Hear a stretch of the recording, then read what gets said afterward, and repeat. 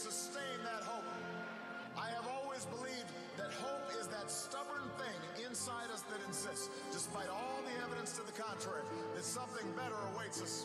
So long as we have the courage to keep reaching, to keep working, to keep fighting. I believe we can seize this future together, because we are not as divided as our politics suggests. We're not as cynical as the pundits believe. We are greater than the sum of our individual ambitions, and we remain more than a collection of red states and blue states. We are and forever will be the United States of America.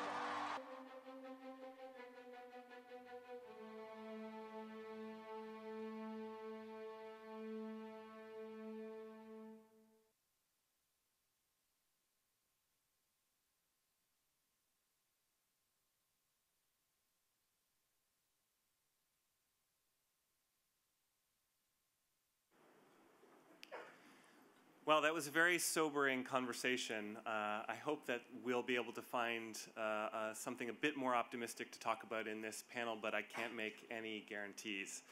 I'm Jonathan Tepperman. I'm here wearing two hats. I'm the managing editor of Foreign Affairs magazine. I'm also a member of the Halifax board. As the managing editor of Foreign Affairs, I just want to start by excuse me, echoing the comments of my boss, Gideon Rose, last night, which is to say how delighted Foreign Affairs is to be involved with a Halifax panel for the second time this year. It's truly a spectacular event, as you all know, and we're extremely grateful to the Halifax team led by Peter Van Praag and Joe Hall for making this all happen. We're extremely grateful to the Government of Canada and Minister McKay, and to our new partners at Meg Energy led by Bill McCaffrey, without whom none of this would be happening. So thank you all for making this come together. Let me explain how this is going to work. I'm going to introduce our all-star panel, make a few quick remarks, ask them a question or two, and then because I know that you're here to listen to them and not to me, I'm going to open up the floor for questions from all of you. So. I also want to add one more note before I start. This is supposed to be an all-encompassing topic, so I encourage audience members to feel free to pick up on and carry through everything that we've discussed thus far in the conference last night and earlier today, including Gaza, Syria, China, etc., so long as we do it through the lens of American leadership and power, because that's what we're here to talk about this afternoon. So let me start by introducing these incredibly illustrious people that I have the honor to share a stage with. Starting in the middle, we have Senator Mark Udall, the Democratic senator from the great state of Colorado. Senator Udall is an inspiring leader and an inspiring statesman and an inspiration for all of us who wish we could get away with wearing cowboy boots with a suit and look that good. To his right, we have Pauline Neville-Jones. Baroness Neville-Jones is a former BBC governor, former chairperson of Parliament's Joint Intelligence Committee, a Minister of State for Security and Counterterrorism, and the woman that Judi Dench models herself on when she prepares for her role as M in the James Bond movies. To her right, Shlomo Avineri is a former Director General of Israel's Foreign Ministry. He's an eminent political philosopher, a world historical great brain. He's a professor at Hebrew University, where he has served as the intellectual mentor and godfather for generations of Israeli leaders, but only the smart ones. Finally, it's my great pleasure to introduce Carla Ann Robbins, one of the United States' finest journalists, a multiple Pulitzer Prize winner who spent time at the Wall Street Journal and at the New York Times before ending up as my colleague at the Council on Foreign Relations. Now, in preparing for this panel, I've done a lot of thinking about the similar conversation we had last year here in Halifax when I moderated another talk on America's role in the world. Since then, it seems to me conditions have changed fairly dramatically, many of them not for the better. When we gathered here last year, we were all still basking in the light of Libya, which was in many ways a model of a successful international intervention. Today, when Libya gets mentioned at all, it's in the context of the disaster in Benghazi. which I know is of particular interest to some members of our congressional delegation.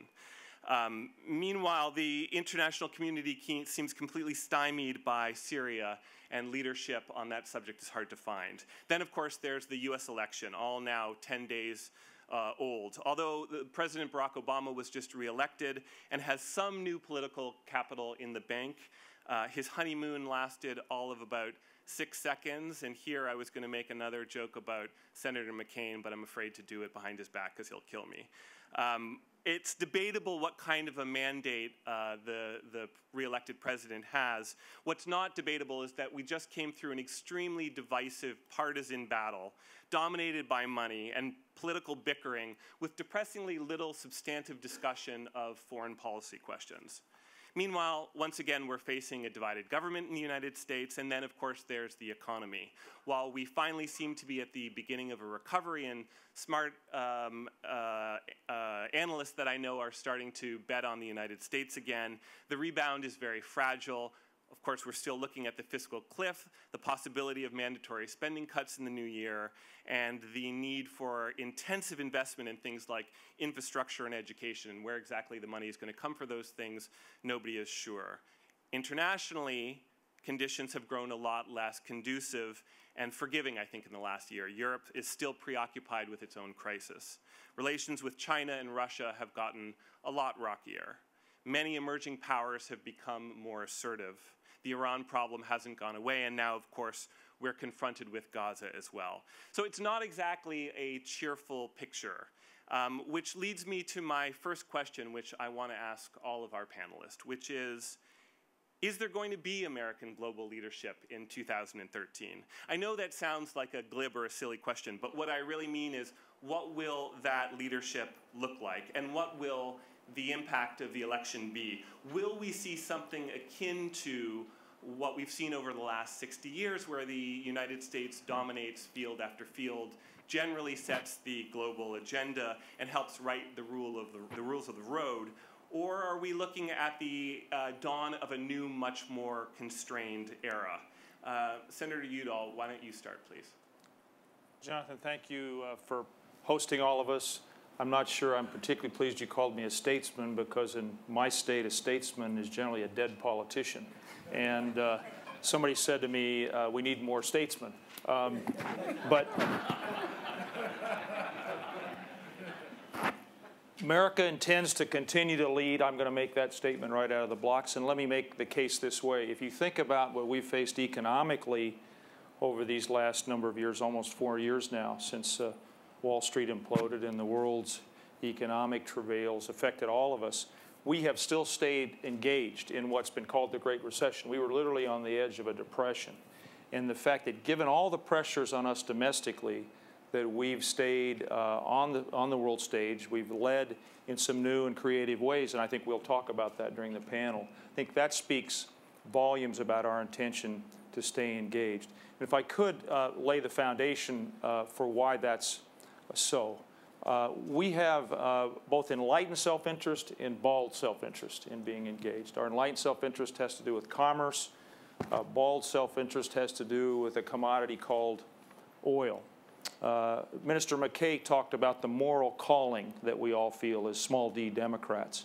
We feel that calling very deeply in America. Thirdly, we feel lifted by the aspirations of people all over the world who want to be Democrats. It affirms our history, it affirms our role in the world, and we truly are inspired by what we see in places like Burma and Egypt, and the list continues to grow. And finally, and I hope I don't sound immodest or self-indulgent, but the real strength of America is that every culture, every religion, every race, every viewpoint is represented among our 300 million people. And so by definition, we're outward looking. Our DNA, if you will, is oriented to looking out to the world, Jonathan. And for those reasons, I believe that America, and I know America, will stay fully engaged. Let me end on this note. In our campaign for president in 1992, there was a saying that still holds today. I think it holds in any country. In that campaign, President Clinton's campaign had all over its headquarters big signs that said, "It's the economy, stupid." And we have taken some real hits to our economy. We have to focus on rebuilding our economy.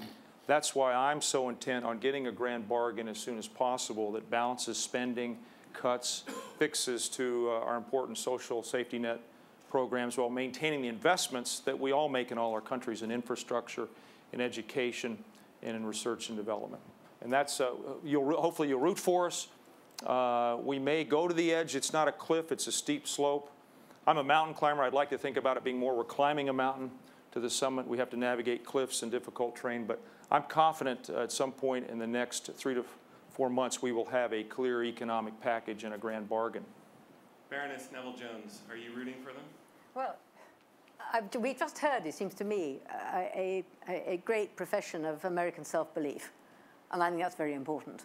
And that's a major and important component of any leadership, so I think that's extremely welcome. My answer to your question, however, I think is yes, with some provisos. And there are, some quite big issues there, and the Senator began to mention them. I mean, my biggest wish for American leadership in the world is that Americans get their debt down. And it's not just the issue of potentially the leverage that it gives China, which it does. So I think the Chinese actually will play that cautiously and carefully in their own interests. I think it has just as much to do with the way in which the debt drags down American potential growth rates. And American growth rates at the moment are low, and they need to be higher. If you're going to sustain the sort of role that countries like my own and many in this room, the friends and allies of the United States, want to see happen. So it really is, I think, a top priority. The other thing I think is, you mentioned it yourself, is there are quite a lot of structural reforms in American society that do need to happen if you're going to maintain your leadership. Everybody remarks on, quite rightly, American capacity for innovation, for technological leadership. But no society can go on operating on a small layer and a thin layer of its educated population. One needs education in depth. And it's alarming to see, as a friend of the US, how much America has fallen in the international ratings of educational attainment. They need to be got up. It seems to me it's a very big issue. Not the only country where this is true, it's true in mine too. So I mean, there are some really big challenges for the democracies, and particularly the United States, to maintain their leadership in the world, because it's under test, it's under challenge. We're not necessarily going to have it all our own way, because there are people around there who quite like to take over. We've been talking about it most of this morning. So it's up to us, and it's certainly, and I'm sure American friends would like to help. Shlomo, speaking from another American friend. I think that in the second term, President Obama will have to overcome the gap between two concepts. The gap, United States is the indispensable nation, will continue to be, but it is now playing in a field where it is not the only player in the big league, and it has to reconcile its leadership role with the fact that it's not the only one on the scene. The second thing is much more personal regarding President Obama. There is a gap, and also in internal politics, but also in foreign politics, between his wonderful and lofty rhetorics and the reality. And I think the president, I think he learned it the hard way, will have to come down from that rhetoric and be now able to deliver. Just to mention a number of issues, reset with Russia. Didn't work. What does it mean? Commitment about Iran, not getting nuclear weapons. How do you work this out in reality, together with some very suspicious and not very easy allies in the area, including Israel and its present prime minister? The issue of Syria. The language, of course, is morally uplifting. The reality is complicated, mainly by the realization that you do not want to get into Syria in the way in which you got into Libya, and any analogy between Libya and Syria just doesn't work, because if Libya implodes, and it did implode in a way, it didn't have regional consequences. If Syria implodes, and it may implode after Assad disappears, it will have consequences for Turkey, for Iraq, for Jordan, for Israel, for Lebanon, for the whole area. So overcoming those gaps is a very tough challenge for the president. He is now perhaps much more free to proceed than he was in the first term, because he's a second-term president and he is a little bit less involved in the kind of electoral internal politics than it was in the first one. But one needs now a measure of realism that has also to do with the Palestinian-Israeli issue. Perhaps we'll come to it later on. Carla, I want you to answer, but I want to ask the question to you slightly differently. And that's... I was prepared for the other. Oh, you're going to like this one, too. Oh, okay, good. Talk about U.S. global leadership. As the name itself suggests, tends to presume U.S. global primacy. But given all the constraints faced by the country today, a growing number of pundits, including many in my own magazine, have recently started questioning that premise, that very foundation, and arguing that what the United States really needs to do is to retrench. That is, to trim its sails, withdraw from some of its many far-flung foreign commitments, let slip some of the heavy costs of global leadership, and focus on rebuilding at home. So the question is, do you expect that to happen? And do you think that global leadership is still worth the price for the United States, and can it afford it? You know, the notion of nation building at home is very appealing, and we certainly do have to do a lot of rebuilding at home. We've got serious problems with our economy, serious problems with our infrastructure, serious problems with our educational system. You know, focusing home is very good, and the American public is weary, but they're not traumatized, in part because we didn't have a draft. But they, you know, there's a weariness and there's a wariness in the White House itself. I mean, they really want out of Afghanistan. And every time you talk to them about Afghanistan and say, are the Afghan security forces ready to take over? Is 2014 the thing that makes sense from the ground up, or is it just the need from the top down? And when I mean the top down, I mean the Obama administration. And they've given up sort of making the argument that they can give you the metrics to say that the Afghan security forces are really going to be ready. They say the American public is fed up and that we're just going to have to hope that by pulling out, the Afghans can stand on their own, with the caveat that they will try much harder than they did in Iraq to keep behind, you know, 10, 20, 30,000 troops there to give backup and also to do the counterterrorism activity. They want out. That said, two things that I would not, you know, I think people should not underestimate this. One, they should not underestimate Barack Obama's personal mettle at a time of crisis. I think that raid, you know, the raid that killed Osama bin Laden could have gone very badly for him politically. He had incredible guts that a lot of people underestimated, and I hear it all the time in Israel in particular, that he's weak, that he's not a strong leader. I think you really miss the point. The man has a great deal of self-confidence, and he really rolled the dice that day. And let's not forget, they were all remembering about Carter at the time, and he didn't hesitate. So he's personal. So at a time of crisis, don't underestimate him. And don't underestimate the American public. As much as people want to retrench, as much as the notion that nation building at home is a very persuasive argument and one that I support, Americans still feel this, they're aware of the world, they don't want to give up their leadership role, and they're aware that the world is not going to ignore us, that we can't retreat. That the notion, people have not forgotten 9/11, and we were talking about this before. There's a recent poll that was taken after the election that really surprised me. It's a USA Today Gallup poll. Now that I don't work at the Times, I can quote other newspapers. And they asked what were supposed to be the top priorities, and they gave them a list of 12. Number one was, for Americans, was take major steps to restore a strong economy and job market. Number two is take major steps to ensure the long-term stability of Social Security and Medicare. And number three was prevent Iran from developing a nuclear weapon. Now, they didn't ask the question, at least in this that I saw, are you willing to go to war for that? But the notion that it is considered salient, particularly after a campaign in which there wasn't a lot of foreign policy. And I'll finish with this. Number 12 on the list of 1 to 12 was make major cuts in military and defense spending. And while 79% of the people polled wanted to prevent Iran from developing a nuclear weapon, only 29% wanted to take major cuts in military spending. And I think that tells you something, that Americans still feel that the world is a threatening place and that they not only have a responsibility, but for our own security, the need to remain engaged. Pauline and Shlomo, I'm curious what you think. You've both given us your wish list for what the United States needs to accomplish in the next few years. But what's your impression of this question of America in decline, looking at the United States from abroad? Is there a general sense that the United States is not what it used to be and that its leadership is threatened? Well, there is both a perception, but there is a reality. I mean, the fact that there is an ascendancy of new powers, China, the American indebtedness to China, certainly doesn't strengthen the United States and weakens its image.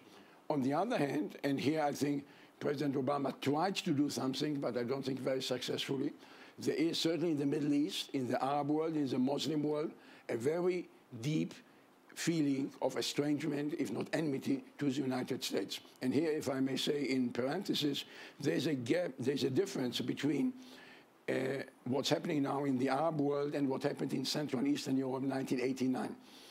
The decline of the Soviet Union and the disappearance of the Soviet Union was accompanied by a great admiration for the United States by the dissidents in Poland, Czech Republic, even in Russia, with all the complications in Russia. In the Arab world, the United States, the West, democracy, secularism, and not just the relationship with Israel. It's complicated, but it is what the West stands for is considered to be not just by Islamic fundamentalists, but by the Arab street as something of the enemy. It has to do with the colonial past, with the images of imperialism, and therefore the President Obama tried in the Cairo speech to reach out, but again, there was no follow-up. So this is, again, the gap between the rhetorics, which I think, as an Israeli, I found sometimes uncomfortable, but basically the right thing to do for the American president, and the fact that there was no follow-up. Pauline, how do things look across the pond? You know, everybody is influenced by their own history. And I suppose, you know, in the watches of the night when you think about things, one of the things that is striking to a Brit is some of the danger signals that I see in the US, that I can see historically in Britain about a century ago. A bit too much complacency, overstretch, concepts that aren't carried through, and a lack of focus. Now, I think the world is a really difficult place, and you're quite right to have said, as you did at the beginning, that it's actually got more complicated. And unfortunately, as I put out my wish list, doing something domestically, which I still regard absolutely as being the basic, fundamental thing the US must do, I'm not equally suggesting that the US can spend 5 years doing that and getting things neat and nice at home while it neglects the world. It can't. And that is the great challenge. And do I think there's actually a decline? No, I fear there could be. That's my worry. Do things so that it doesn't happen, because there are a great number of us riding on. And I think that the fear of decline is aggravated by what I do think is a widespread perception in the rest of the world, that there has been a gap between the promise and the performance in the first Obama administration. And it's his opportunity now, I think, without the constraint of another election, actually to get the two to come together and to raise up performance. And I don't underestimate the difficulty of that. But that does seem to me both the opportunity and the challenge. Senator Udall, I want to ask you a question about American politics. And this is especially relevant since we've just come through this campaign where, as I said before, there was strikingly little discussion of foreign policy. But it does seem that, let me back up, there used to be a consensus, a broad consensus in American foreign policy thinkers on a whole range of issues. And whether you talk to moderate Republicans or moderate Democrats, you got agreement on point after point after point. It seems to me like that consensus has started to break down, or it's completely broken down. My question is, do you think that there is a large zone where critical foreign policy makers from both parties still agree, or has that agreement shattered? And my two questions are, does it matter? Are we in for a rockier road? Or is consensus not that important on foreign policy because the president has extraordinary executive powers? It does matter. It matters deeply, and I don't believe that it will break down. I do believe it's more difficult. We had talked earlier today about the contrast between what the world looked like in 1988 and 1989, and it looks now. In a unipolar or bipolar world, it was a lot easier to toe the line, to stand together as Americans. In a multilateral world where the threats are not just nation states, but cyber crimes, technology getting out of our control, super-empowered individuals, there's not one strategy that we can agree on for those variety of threats. And I think that's what you see in its healthiest fashion in the debates in the Congress. I would also suggest that leadership matters, and if you look at the leaders in the foreign policy establishment in Washington, I'm very confident with Secretary Clinton, President Obama. We have Senator McCain, Senator Kerry. There are many, many internationalists in Washington, D.C. who serve in the Congress and in the administration. And I should add a comment to what Senator McCain said earlier. My party as well has its history of isolation. Senator Mikulski was mentioning that to me. We have people in our party who think the best way for America to thrive is to withdraw from the world. But there are many, many more of us in both parties who adhere to that initial 4 points that I made about why we think it's so important to be engaged in the world. By the way, I also appreciate the loving criticism here. It's partly why I wanted to come to Halifax, as I do every year, to get some perspective on my home country. We try to deliver. You do deliver. Carla, the president is off to Asia, something we've already discussed several times this weekend. Regardless of the wisdom of his picking Burma and Cambodia in particular to visit, this seems clearly about selling the pivot and demonstrating that this is something the administration is taking very, very seriously. What else do you see as the top of the president's foreign policy agenda for this year and the next few years? Obviously, how quickly they're going to draw down in Afghanistan and what they're going to try to do to make sure that the place doesn't implode completely along with Pakistan at the end of that, because 2014 is going to be in the middle of President. You just can't walk away of President Obama's term. I don't think they really have their act together on that. They know they want out, but we'll see what the General Allen, assuming General Allen is still there, what General Allen's review comes up with, but that's a big one. Obviously, Iran is an enormous one.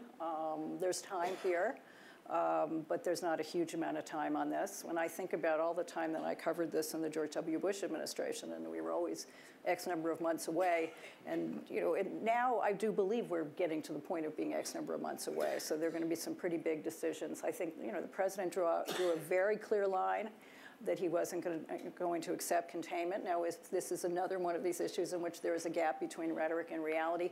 I don't think so. I do think one of the questions you had for this was, I think the Iranians make an error if they think that we're going to wimp out on that. I can't guarantee that, but the problem is that everybody knows that there's no solution there with military action itself. This is a really, really knotty one.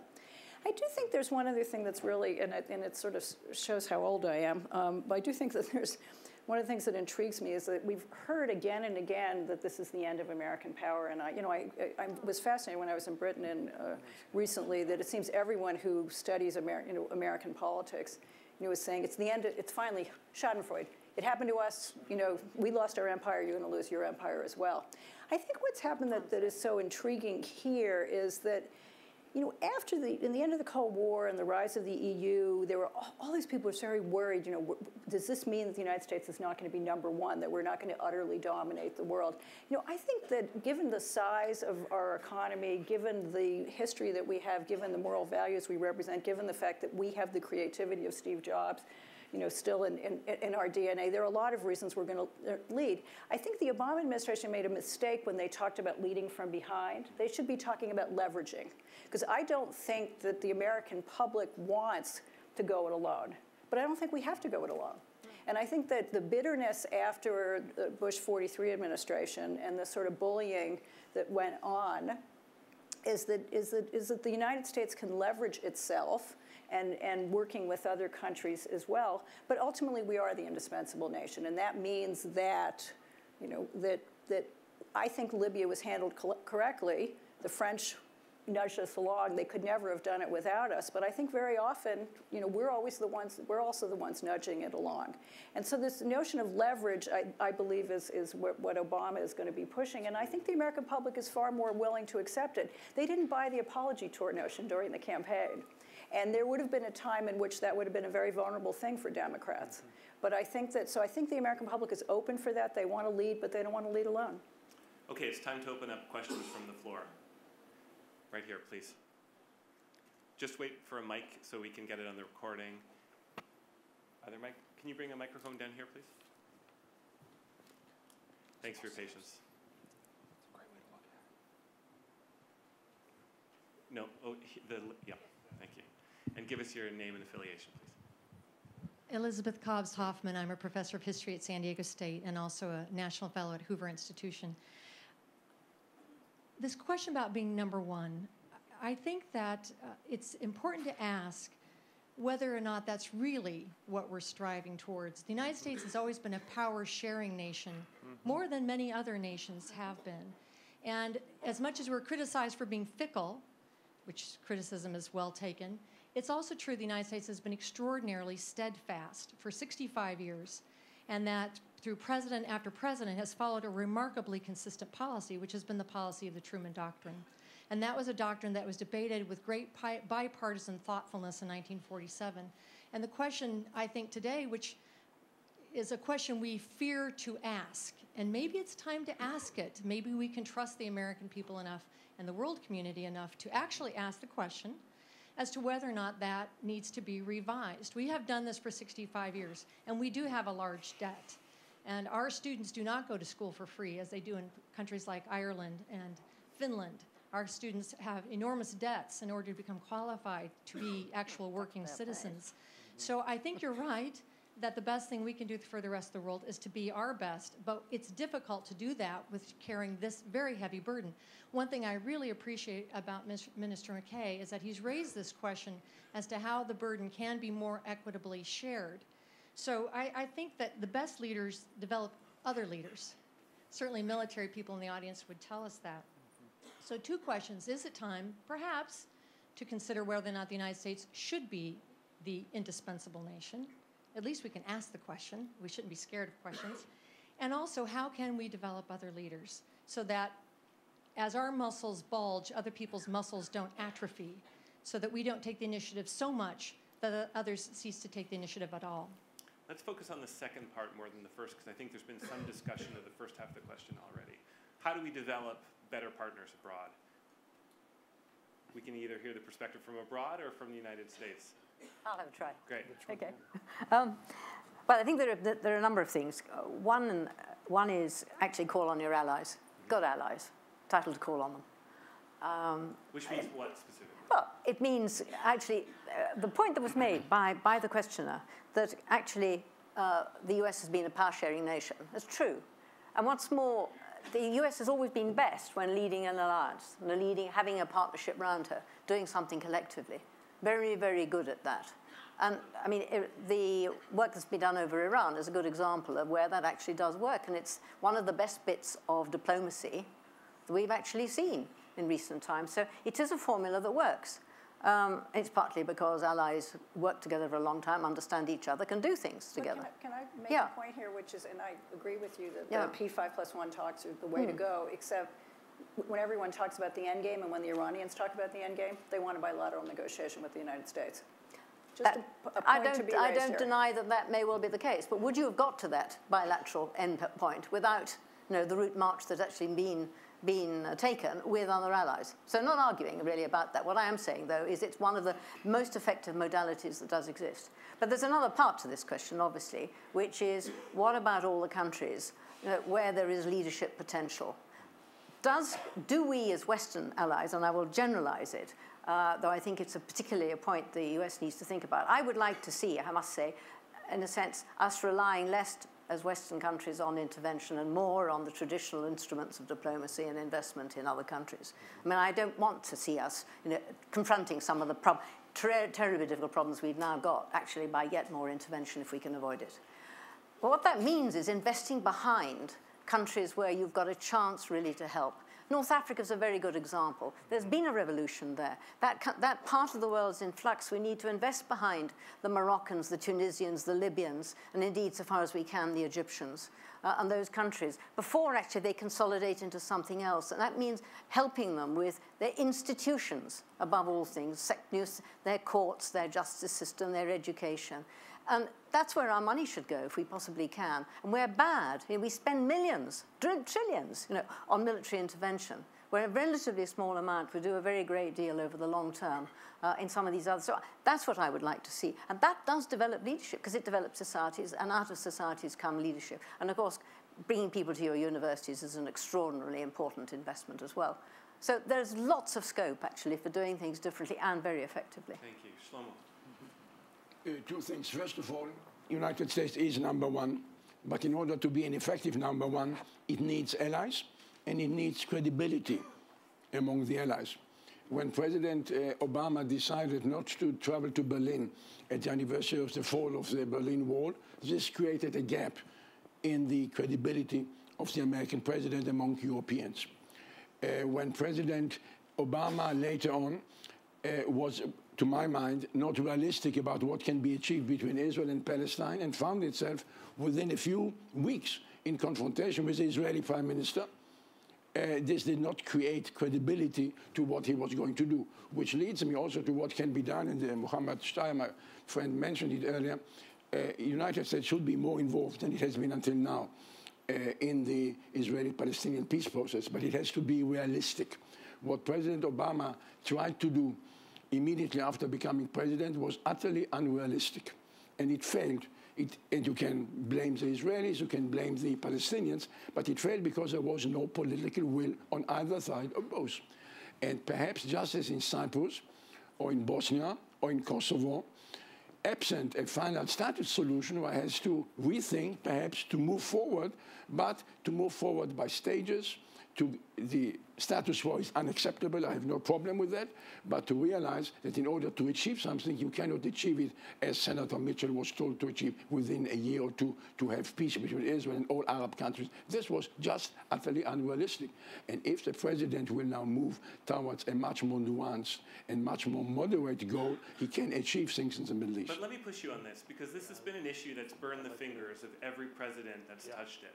Why, when this president has so much on his agenda, should he even bother? That's a good question.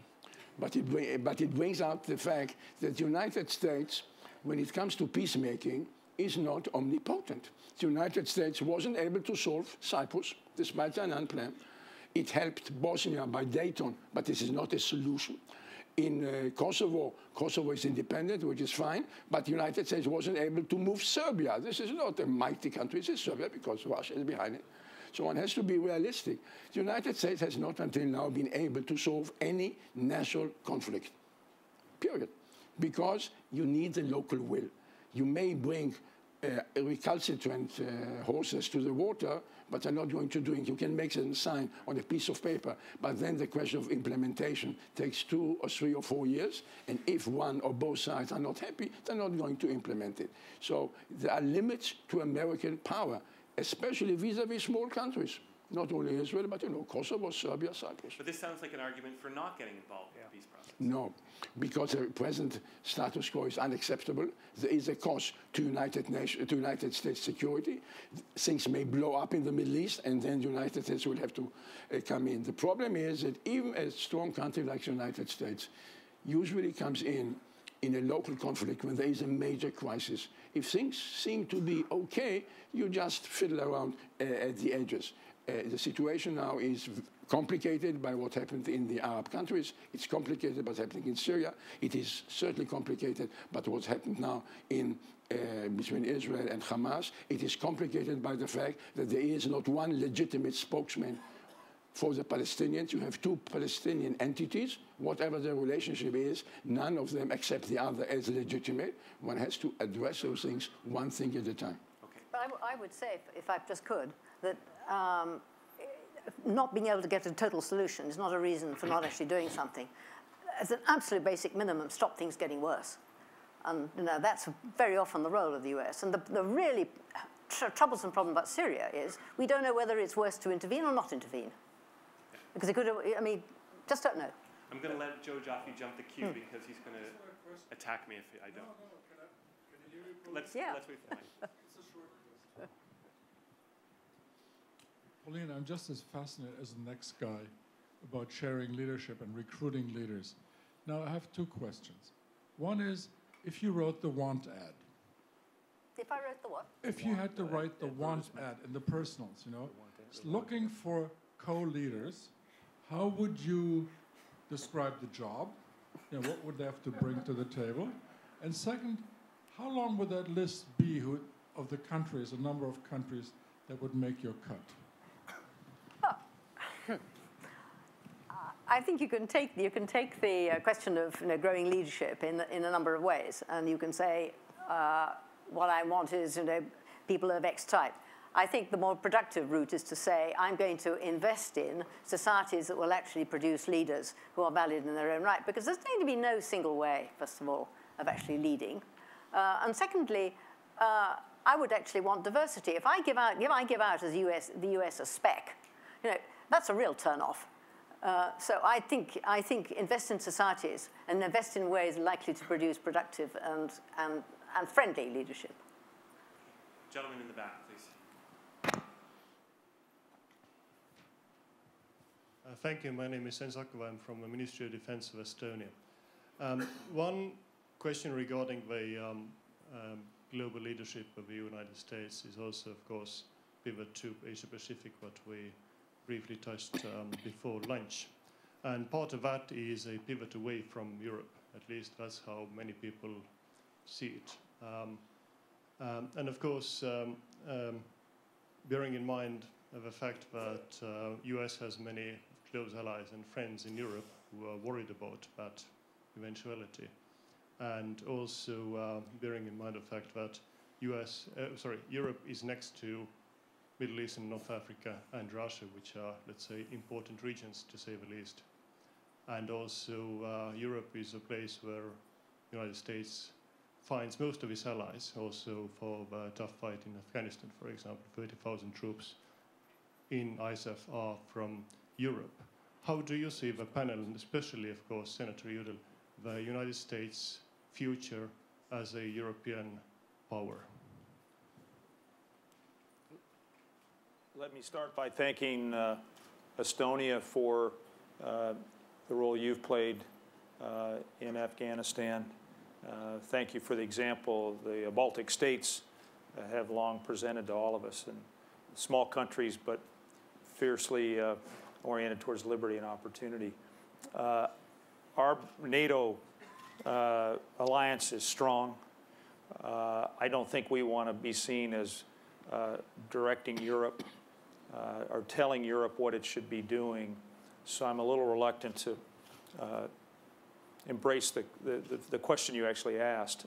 But I think the important thing is that we remember that NATO is a unique, admired alliance that needs the kind of investments that we've made in the past as we move forward.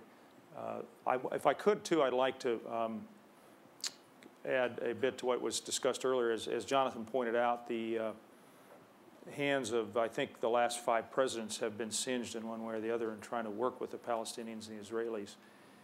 And we hear President Clinton waited till it was too late. President Obama got in too early. We would literally die, Shlomo, for a peace process and a peaceful resolution of the situation in the Holy Land. But it has been frustrating to us, and I think the well is still very deep when it comes to our interest and our willingness to engage. I would like to study any formula you have, any advice you have. Certainly this long line of presidents, not all of them my party, but all of them put great amount of political capital and time and energy into the Middle East, from President Reagan, I should say President Carter, truly I should start there, all the way through to President Obama. So we care deeply about that situation for all the reasons we share in this room. One other comment I would make, I see into this questioner's question, if we're a family of nations, I think America doesn't want to be seen as the patriarch. We'd like to be the big brother. Not the big brother in George Orwell's 1984, by the way.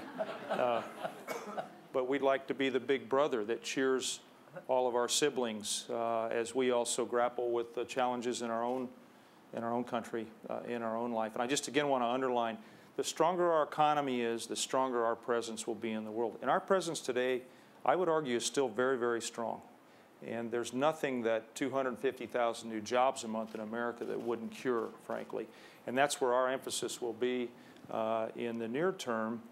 And one of the ironies of the challenges we face in cutting our spending is that we need to cut back our military spending in some smart ways in order to have a strong posture around the world militarily and diplomatically and in the space that we talked about earlier, which is the development space, the investments we make through USAID. And I think Rajiv Shah was supposed to be here. I haven't seen Rajiv if he's here. And the Millennium Challenge and other ways in which America continues to invest using our smart power. And I thank the gentleman from Estonia for letting me wander far afield from your original question. Carla, quickly, if you don't mind. I know I'm an editor. I've said that they shouldn't have said leading from behind. They shouldn't have said pivot to Asia because, first of all, it's not pivoting away from Europe. It's pivoting away from the Middle East. That's what they want to do. You know, the rule. What's the future? Never get involved in another war in the Middle East. I mean, good luck. What's the chance? I mean, a lot of people who want to kill us are in the Middle East, unfortunately. So I think that this was, if you look at the strategic guidance and you look at what they want to go, and the other thing about a lot of the talk about Asia, and I don't mean to be cynical about this, is that, you know, the Navy and the Air Force sort of felt left out, and the Navy in particular in the last 10 years, and this is a way of doing the sort of thing that they were talking about doing before 9/11, which is let's spend a lot of money and a lot more ships. So part of this has to do with the bureaucratic thing. Nobody's talking about moving away from NATO. Nobody's talking about abandoning Europe. Nobody's talking about maybe you don't need to have nuclear weapons in Europe. Maybe there are things that one could have a serious conversation about. But in the end of the day, no one in Europe should doubt the United States' commitment to Europe. May I just respond briefly to what Senator was asking?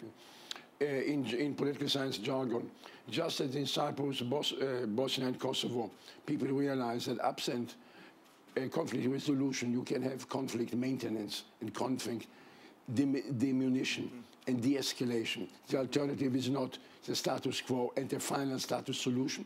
It's not either in Cyprus or Kosovo or Bosnia. It is unrealistic to my mind, and I'm speaking as an Israeli dove, not an Israeli hawk. And not somebody who, I'm not going to tell you for whom I voted, but I didn't vote for Netanyahu. Okay, so you should know where I am. Can I tell you I voted for in the last election? I would have guessed. Precisely because those of us who want to move forward slowly because this is realistic. And we have seen, we are now 20 years almost after Oslo, which those of us who wanted to move ahead supported, but it didn't deliver. Because there was no political will to make the extra, to go the extra mile. You have now to go inch by inch. It means a lot of patience. Israelis are not patient. I know the Palestinians are not patient, but we have to be realistic what can be achievable. Because one of the major failures after Camp David 2000, when President Clinton tried to achieve an agreement, was not that we went back to square one. When you have so many hopes and then they are disillusioned, then you don't go back to square one, you go back to the abyss. And after a failure of something like Camp David 2000, there was much more fear and much more hatred on the Palestinian side and on the Israeli side. So one has to tread very, very carefully. Could I add one other point, Jonathan? I'll try and be brief. I think I speak for many people here when I listen to my Israeli and Palestinian friends sitting here. I've seen the movie before. As I said earlier, we all want desperately Israel to live not under the threat of annihilation. We also want the Palestinians to have their own state and their own opportunities. But I can't help remember asking Sir John Hume how the conflict in Northern Ireland finally ended. And he said simply the people there got tired of killing each other. And at some level, that's what has to happen in the Middle East and in Israel for a solution to finally appear for all of us. And I'm being quite frank, which for me as a politician is unusual, but that's what we want to help find a way to that goal and that solution. I hate to cut this off, but I'm sorry, I just want to give other people an opportunity to weigh in. I'm going to collect questions in batches, and please now keep them short because we're running out of time. Gentleman in the red tie, fourth row, excuse me, come forward. But very, it's right here. Not in the public eye. And then this gentleman will be second. Thank you very much, Mohammed Abulhom from Yemen. I'm going to just start and be very brief. I think today what we're seeing in the Middle East is best of relations, I think, between the US, the West, and the Arab world. And I think this is something that is very encouraging. And if you ask me, I think the best thing that has happened in the Arab world in the last 50 years is the Arab Spring. And the Arab Spring has really opened doors. So what you see today, the revolution, whether it's in Tunis, in Egypt, in Yemen, and hopefully in Syria, and in Egypt, I think we should not rush into conclusions and look at the Arab world as we used to look in the past. Let's open new doors of hope and opportunity. And this, the revolution, the Arab Spring, we should give it some time and really give it some time, and I think we are heading in the right direction. After all, there is no such a thing as a revolution express where you, today a revolution happens in 6-7 months, you start evaluating it. Let's give it time, and I think Senator McCain was right when he said 2 steps forward, 1 step backward, but in the end, I think we are living the best of time between the US and the Arab world. We should build on it, and I'm optimistic in the end. Democracy is always safe, no matter who comes over. Democracy is always and will always be safe. Thank you. Thank you very much. Gentleman here, please. Hi, my name is Derek Asham, also from the United States. And I wanted to posit something and then present a question. Okay, quickly, please. For sure. The basic thing I would posit is that the Israeli-Palestinian conflict is not going to be resolved anytime soon, no matter what the United States does. I would also further add that the Arab Spring is going to continue to foment some level of discord. You will see Islamist governments continue to take power because democracy takes time. It was 150 years plus before the United States had a full franchise for its own citizens. The kind of government, or at least intervention that we've been talking about, the kind of American presence, we've been speaking largely about presence that is predicated upon a strong military. But what we see happening is China, for example, investing in countries in Africa and in Latin America because they see that there's an economic opportunity there. So the question I would pose is it possible, and particularly from the perspective of a younger person, a new generation that's going to inherit some of the decisions that's being made here, is it possible that the United States is investing in the wrong place? The kind of military infrastructure we have today is set up for wars that we no longer fight. And that in order to have true relationships with the world that are just as beneficial for us as otherwise, perhaps we might better be investing in our economic might in helping to cultivate that leadership among other nations in another capacity. Who wants to take it on? Smart spending. Beautifully said. Fairness? Well, I'm going to have a go. I certainly, I mean, it's part of my thesis that the US needs to invest in her economic might. But I also believe she needs to invest, given our economic model, in free trade. China does not invest in free trade. China is investing in a form of autarky. She's buying land in countries in order to be able to cultivate it, great tracts in Africa and other places. And it's designed to, in effect, it's a form of mercantilism and a self-sufficiency. And they want, they're scooping up the oil. It's a policy which I don't think is a model. What is more, though I think in the short term it produces gains in the countries in which it's done, the money is often going to corrupt leaderships. In the end, that actually the people of those countries are pretty discontented with what happens. So I don't know that myself that politically it has actually a long-term future or is a particularly stable model. I'm quite clear in my own mind that it's a pretty undesirable one. So my answer to your question is not the Chinese model. Yes, we do need to invest in our economic strength, which means free trade, our capacity to innovate technology, dealing with cyber warfare. The theft of our intellectual property is very serious. That's the kind of thing we really should focus on. Thank you. Question here and then here.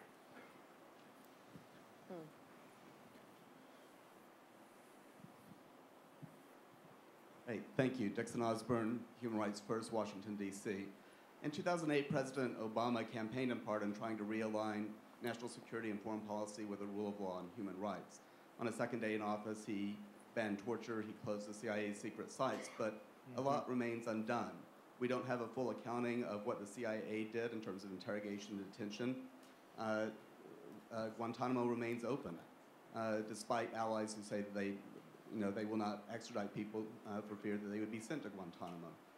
The drone program has escalated. We don't know if that complies with the rule of law. The administration has not provided the legal analysis for that, but it provides a troubling precedent for other nations as they're looking at that. The United States continues to give financial assistance to countries like Bahrain that are committing atrocities on their own people. What does the United States need to do to exercise its global leadership on human rights? Thank you. And the gentleman 2 rows back. Thank you so much. Martin Klingster of the German weekly Die Zeit.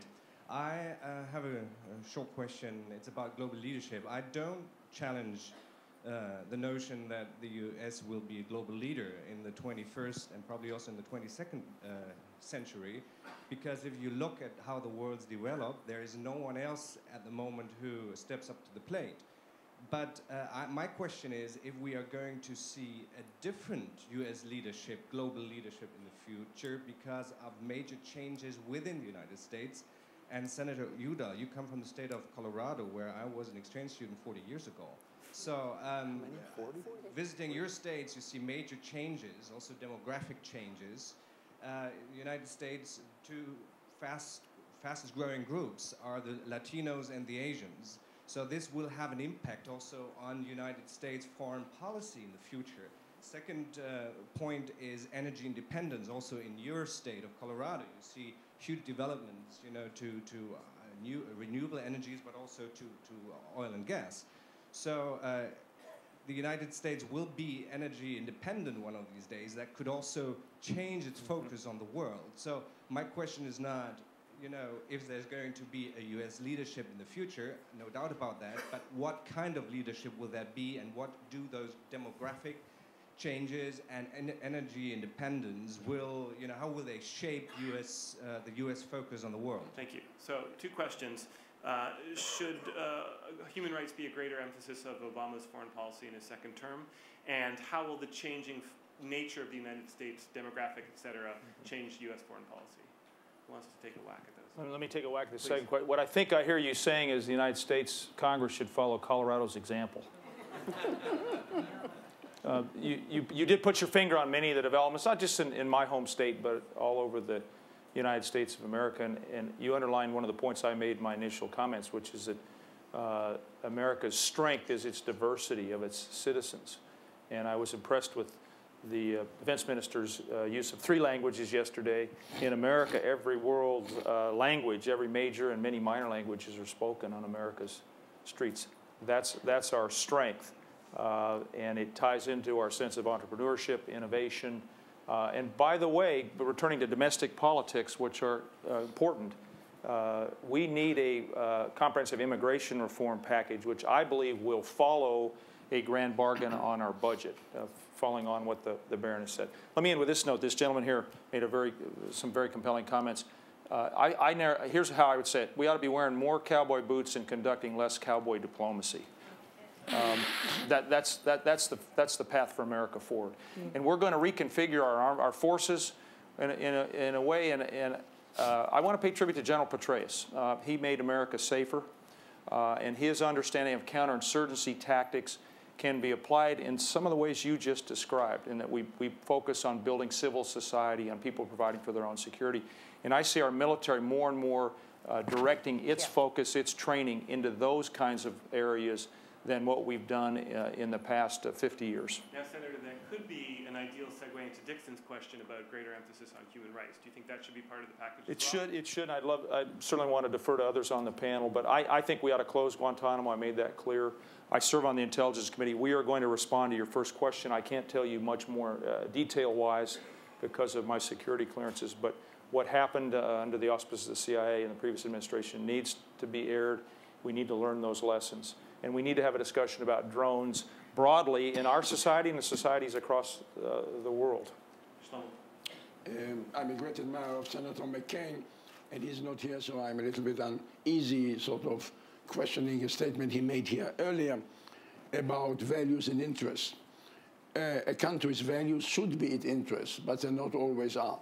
And therefore, to my mind, and I go back to what I said earlier, the challenge for President Obama in the second term will be to find a way to mediate between values, which he has expressed in a wonderful way, both internally and internationally, and American interests. This has to do with Egypt, this has to do with Syria, this has to do with our great ally, Saudi Arabia, I mean, which wasn't really mentioned here, the great democratic country of Saudi Arabia.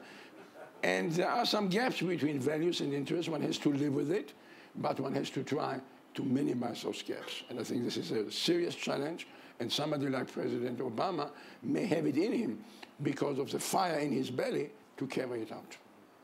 Carla, you want to jump in? Just on the human rights issue, I mean, it has been the reality of the United States forever, as you know better than I do, that there are places like Bahrain where you put a realpolitik consideration above the wrong thing to do, perhaps, and the wrong thing to do morally, and perhaps for the world perception. Obama's got a very mixed record on, you know, certainly better than Bush 43. Didn't close Guantanamo, not by choice, but because the Congress wouldn't let him do it. The military commissions are better than they were, but they're still not great. And I would say that in terms of openness and the willingness to tell, you know, to tell the truth and shine a light on what happened in the past, this is an administration that pursues reporters, that pursues leaks, and that is remarkably committed to secrecy in a really creepy way. And I think that's disturbing, because I think that you can say that Obama is a more moral guy. He's a guy who's not going to torture people, who banned torture from the beginning, and he did. But he's not going to be president forever. And they don't have a systematic way of evaluating, you know, assassination of American citizens abroad. They don't have a FISA-like court to do it. So they need to create institutions that will live beyond them. It's not enough to just say, trust me. They need to create institutions that deal with these fundamental issues. Well, I promised that we would at least try to end on an optimistic note. Unfortunately, Carla has brought us to a creepy one. But we're out of time, so that's it. So all we have time left for is to thank our panelists. Please join me in thanking them. That was important you said that. Thank you very much. And let's also thank Jonathan Tepperman for a wonderful moderation of the session. Ladies and gents, the next session is really not to be missed. It is going to be a highlight, and I'm sure it's something that you will take away with you about oil, foreign oil, self-sufficiency, and the rest. Please try and be back here by 4:30 so we can start on time. Thanks very much.